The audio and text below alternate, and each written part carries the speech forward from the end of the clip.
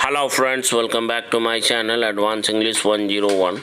Friends, आज की इस वीडियो में हम लोग अंग्रेज़ी के 9 एडवांस स्ट्रक्चर्स को सीखेंगे और एक से बढ़कर एक डेली यूज़ होने वाले सेंटेंस की प्रैक्टिस भी करेंगे।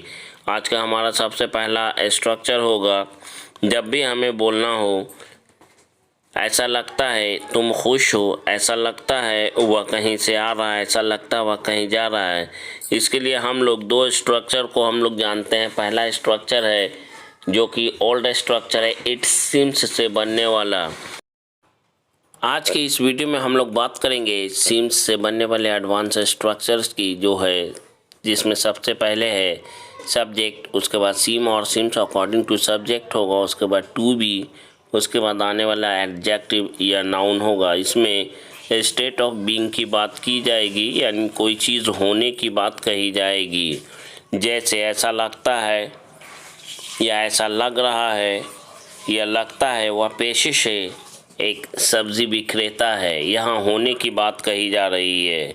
तो हम लोग कहेंगे it's he seems to be a green vendor और वेजिटेबल सेलर। या ओल्ड स्ट्रक्चर में हम इसे बोल सकते हैं it seems that he is a green vendor. ऐसा लगता है वह एक कुख्यात अपराधी है।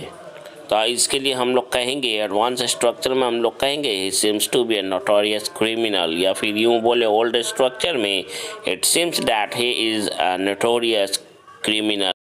नेक्स्ट सेंटेंस है ऐसा लगता है वह अमीर आदमी है। यहाँ अमीर आदमी के अमीर होने की बात कही जा रही है, इसमें कोई एक्शन है नहीं, स्टेट ऑफ बीइंग है। हम लोग कहेंगे he seems to be a rich man. ऐसा लगता है कि वह बहुत गरीब आदमी है। इस सेंटेंस को बोलने के लिए हम लोग कहेंगे he seems to be a very poor man. Next हमारा स्ट्रक्चर है, जब भी हमें बोलना हो मेरा क्या होगा, उसका क्या होगा, तुम्हारा क्या होगा, इस घर का क्या होगा, उनके बाद हमारा क्या होगा, आपके बाद आपके बच्चों का क्या होगा, मेरे बाद मेरे बच्चों के भविष्य का क्या होगा, क्या होगा से बनने वाले जितने भी सेंटेंस होंगे, सेंटेंस के लास्ट में क्या होगा, उसके लिए आज हम लोग सीखेंगे व्हाट बिकम ऑफ, उसके बाद ऑब्जेक्ट, और उसके बाद आने वाला नाउन हो सकता है। पहला सेंटेंस देखते हैं, उसका क्या होगा, what will become of him. तुम्हारा क्या होगा, व्हाट विल बिकम ऑफ, तुम्हारा क्या होगा, what will become of you. Next हमारा सेंटेंस है आपके बाद इस घर का क्या होगा। ये तो भगवान ही जाने, ये डेली यूज होने वाले सेंटेंस में से एक है, अक्सर घर के लोग बोलते हैं। What will become of this house after you, only God knows it. उनके बाद हमारा क्या होगा, what will become of us after them. After them, यहाँ पे सब्जेक्ट अगर दे है तो यहाँ पे देम को लिखा गया है, अगर ही है तो ही में हम लोग लास्ट में लिखेंगे या बोलेंगे। आपके बाद आपके बच्चों का क्या होगा, what will become of this children after you. मेरे बाद मेरे बच्चों के भविष्य का क्या होगा, what will become of my children's future after me.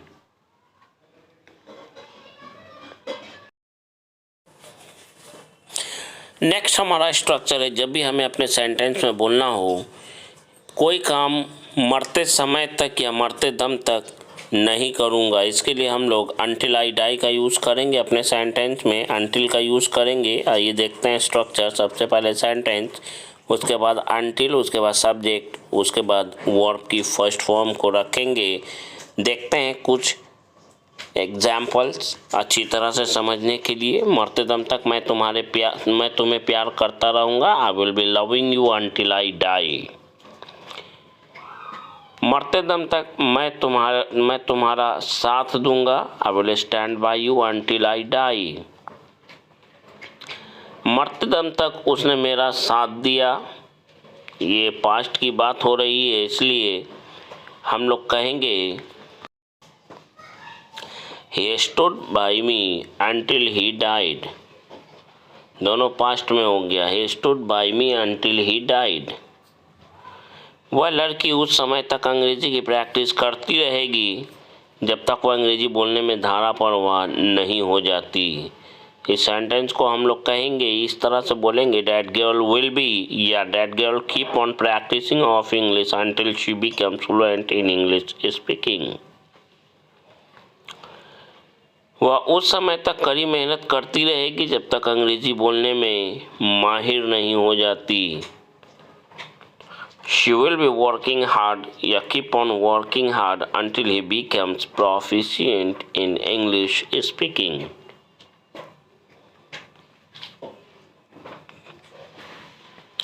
Next हमारा स्ट्रक्चर है, जब भी हमें बोलना हो, ज़्यादा बनो मत, ज़्यादा उड़ो मत, ज़्यादा उड़ने की कोशिश मत करो, ज़्यादा हवा में मत उड़ो।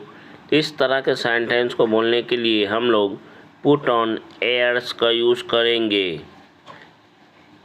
पुट ऑन एयर्स का यूज़ करेंगे और एग्जाम्पल भी हमारा आज का इस स्ट्रक्चर के लिए बहुत उम्दा स्ट्रक्चर है, जिसे सीखने के बाद, प्रैक्टिस करने के बाद आप अपनी अंग्रेजी में निखार लाएंगे। पहला सेंटेंस है, इसमें इस स्ट्रक्चर में पुट हमारा चेंजेबल होगा अकॉर्डिंग टू टेंस, जैसे कि पुट, पुट्स, पुटिंग, पुट, इस तरह से चेंज होता रहेगा। पहला सेंटेंस है, आजकल वह हवा में उड़ रही है या बहुत ज़्यादा बन रही है। Nowadays she putting on airs. Nowadays she is putting on airs. Next हमारा सेंटेंस है, आजकल तुम बहुत हवा में उड़ने लगे हो, संभल जाओ नहीं तो अंजाम बुरा होगा। Nowadays you have started putting on airs, mend your ways or else the consequence will be dire. Dire consequence का मतलब होता है अंजाम बुरा होना। एडवांस वोकैब्स को ज़रूर नोट करेंगे। मुबारक हो, जब भी हमें बोलना हो, ऐसी दोस्ती तुम्हें ही मुबारक हो, ऐसा काम तुम्हें ही मुबारक हो, ऐसी गर्लफ्रेंड उसे ही मुबारक हो, ऐसा बेटा आपको ही मुबारक हो, ऐसा खाना तुम्हें ही मुबारक हो। इस तरह के सेंटेंस को बोलने के लिए हम लोग गुड लक का यूज़ करेंगे। गुड लक, उसके बाद सब्जेक्ट, उसके बाद टू, उसके बाद यू, हिम, हर, देम, जिसके बारे में भी बोलना चाहते हैं वो हम बोलेंगे। पहला सेंटेंस है, ऐसी दोस्ती तुम्हें ही मुबारक हो, good luck such a friendship to you only. ऐसा काम तुम्हें ही मुबारक हो, good luck such work to you only. ऐसी गर्लफ्रेंड उसे ही मुबारक हो, good luck such a girlfriend to him only.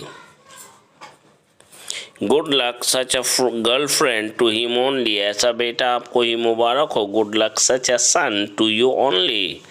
Good luck such a son to you only.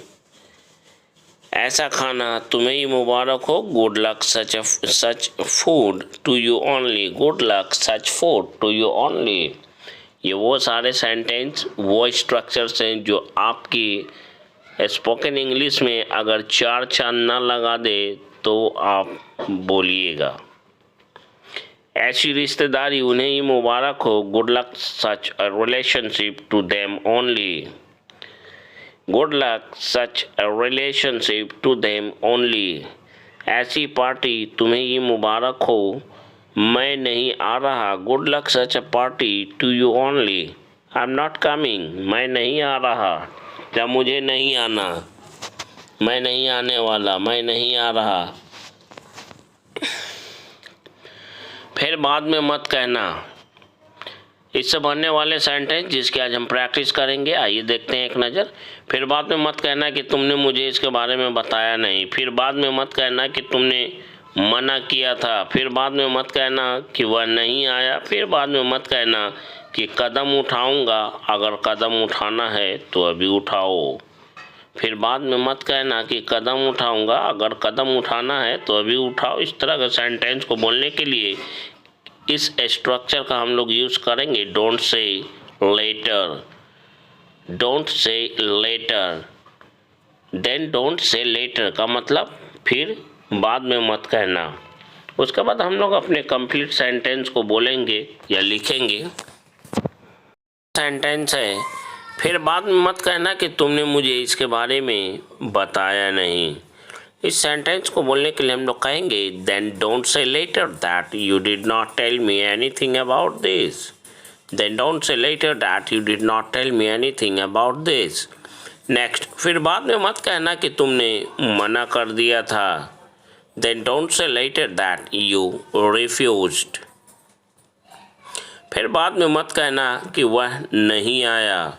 Then don't say later that he didn't come. He didn't come और he did not come. फिर बाद में मत कहना कि कदम उठाऊंगा। अगर कदम उठाना है या उठाना हो तो अभी उठाओ। Then don't say later that I will take a move. Tell me right now if you want. If you want to take a move or if you want to take only।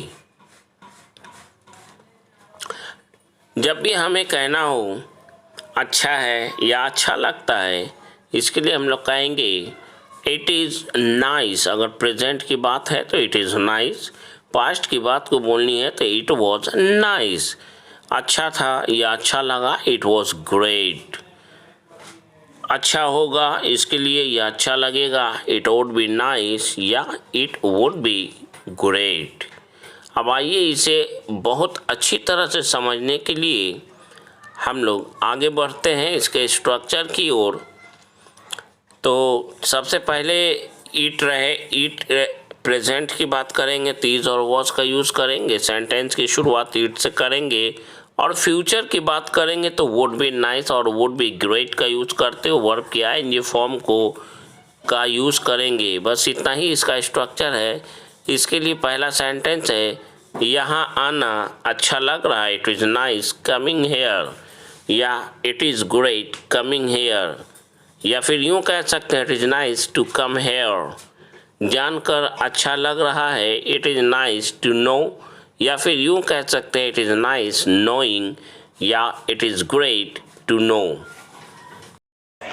Next sentence है, यह सुनकर अच्छा लगा या अच्छा लगा या अच्छा लग रहा था, it was nice hearing this, या यूँ कहें it was great hearing this. कम से कम एक बार आपको उससे बात ज़रूर करनी चाहिए। मैं उम्मीद करता हूँ उससे बात करके आपको अच्छा लगेगा। ये फ्यूचर की बात को बोल रहा है, इसलिए वुड का यूज़ करेंगे। At least you must talk to him once. I hope it would be great और it would be nice talking to him. यह सुनकर बहुत अच्छा लग रहा है कि इतना भयंकर बमबारी होने के बाद या होने के बावजूद लोग अब भी वहाँ सही सलामत हैं। सेंटेंस को बोलने के लिए हम लोग कहेंगे it is great to hear that, या फिर यूँ कहें it is great hearing despite such a terrible bombing और bombarding people are still safe and sound. Bombing और बॉम्बार्डिंग का मतलब भी होता है बमबारी करना, बमबारी होना। अगर ये वीडियो आपको अच्छा लगता है तो प्लीज़ इसे लाइक ज़रूर करें। लाइक देने में आपका कोई पैसा नहीं लगता है, सब्सक्राइब करने में कोई पैसा आपका नहीं लगता है। वीडियो बहुत अच्छा लगता है, सीखने को कुछ मिलता है तो कमेंट करना आपका फ़र्ज बनता है। कमेंट ज़रूर करें, कमेंट के माध्यम से ज़रूर बताएं।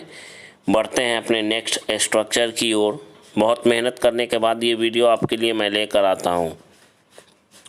नेक्स्ट हमारा है, जब भी हमें बोलना हो के सिवाय या के अलावा कोई रास्ता नहीं है, कोई नहीं था, इससे कितने तरीक़ों से हम लोग बोल सकते हैं वो हम लोग सीखेंगे। पहला है हमारा, पैसा देने के सिवाय या के अलावा कोई उपाय नहीं है, या गाली देने की बात तो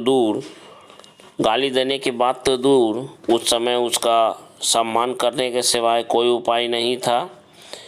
वहाँ से जान बचाकर भागने के सिवाय कोई रास्ता या कोई उपाय नहीं था।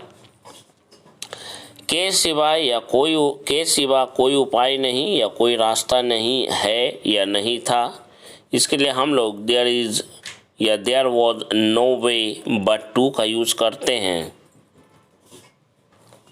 और प्रेजेंट इसे कितने तरीके से हम लोग बोल सकते हैं वो हम लोग अभी देखेंगे। प्रेजेंट में बोलना हो तो इसके लिए सब्जेक्ट के साथ अगर बोलना है सेंटेंस तो subject plus has a, present के लिए पास्ट के लिए हैड का यूज़ करेंगे, no other way but to, उसके बाद वर्ब की फर्स्ट फॉर्म का यूज़ करेंगे। और पास्ट की बात को अगर बोलना हो तो इसके लिए हम लोग सब्जेक्ट डोंट हैव या डजंट हैव और पास्ट की बात के लिए डिडंट हैव का यूज़ करते हुए सेंटेंस को बोलेंगे। पहला सेंटेंस है उसके पास जाने के सिवा कोई रास्ता नहीं है, there is no way but to go to him और her, there is no way but to go to him और हर। बच के निकलने या बच के भागने के सिवाय कोई रास्ता नहीं है, इसके लिए हम लोग कहेंगे there is no way but to escape. अंग्रेजी बोलने के लिए प्रैक्टिस करने के सिवा कोई उपाय नहीं था। इस सेंटेंस को बोलने के लिए हम लोग कहेंगे there was no other way to practise to speak English.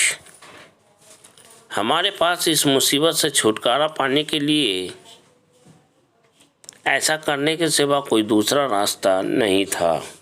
इस सेंटेंस को हम लोग इस तरह से बोलेंगे we had no other way to get rid of this problem, या फिर ऐसे बोल सकते हैं we did not have any other way to get rid of this problem.